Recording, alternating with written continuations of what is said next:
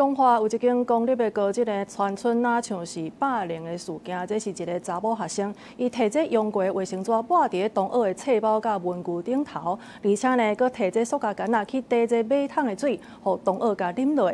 这画面互人传去网络，是引起真大的议论。即马校方是强调讲已经展开调查，也提供辅导的机制。一个学生将用过卫生纸将笔盒内底的文具倒面册包拢切一遍。另外一个画面是教编组摕塑胶管装马桶水，互不知情的同学啉落去，彰化一间公立高职传出疑似校园霸凌的事件，网络影片引起议论。校方表示已经展开调查，启动校园霸凌的处理机制。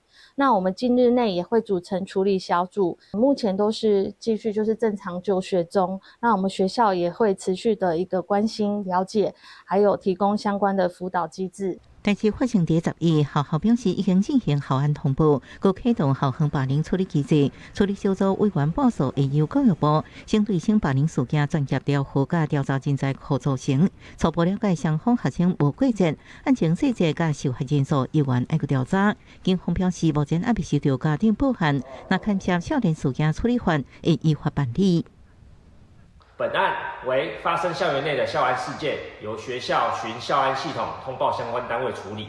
本分局持续关注案情发展，如有违反少年事件处理法等相关法令之行为，依法侦处。学校强调，当事女学生目前请假当中，另外伤害学生15依然正常到学校。后续学校会继续关心，佮提供辅导机制，维护学生权利甲信心的发展。记者综合报道。